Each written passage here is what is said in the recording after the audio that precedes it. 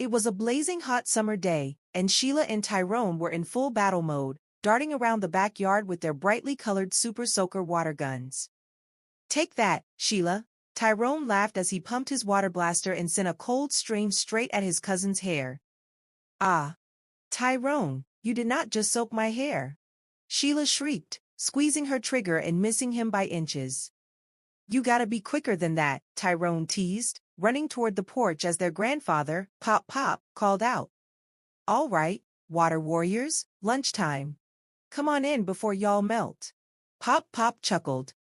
Inside, the two cousins sat at the kitchen table, munching on sandwiches and sipping lemonade. But Tyrone was still grinning about his victory. "Pop Pop, did you see how I got Sheila right in the hair?" he said proudly. "Don't worry, Tyrone," Sheila smirked. "As soon as we go back outside, you're done for." Pop Pop chuckled, shaking his head. "You two remind me of when I was young. But do y'all even know who invented the Super Soaker that's got y'all running around like wild kids?" Tyrone and Sheila looked at each other, then back at Pop Pop. "Wait, somebody actually invented it?" Sheila asked, tilting her head. "Of course. Y'all ever heard of Lonnie Johnson?" Pop Pop asked, leaning in with a grin. Tyrone and Sheila shook their heads. "Well then, sit back, kids, 'cause this is one story you'll never forget. The genius of Lonnie Johnson.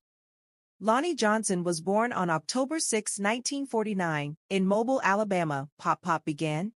And let me tell you, that boy was smart. Ever since he was young, he loved to take things apart just to see how they worked. One time, he even made a go-kart from scratch using a lawnmower engine." Tyrone's eyes widened. "A whole go-kart? Man, I want to do that." "Oh, Lonnie wasn't done yet," Pop Pop continued. "He loved science and engineering, so after high school, he went on to Tuskegee University, where he got his degree in mechanical and nuclear engineering. Then he became an actual NASA engineer working on the Galileo spacecraft." Sheila nearly dropped her lemonade. "Wait, so the guy who made Super Soakers worked for NASA? Like, the people who send rockets into space?" "You got that right." Pop Pop nodded. "And you won't believe how he accidentally invented the Super Soaker." Tyrone leaned in closer. "Wait, accidentally?" "Yep, one day in 1982, Lonnie was working on a new type of heat pump when he attached some tubing to his bathroom sink. When he turned on the faucet, whoosh! A powerful blast of water shot across the room." Sheila gasped. "Just like our Super Soakers." "Exactly," Pop Pop said. "Lonnie knew he had something special, so he started working on the design. But guess what?" "What?" the kids asked eagerly. "At first, toy companies didn't want it.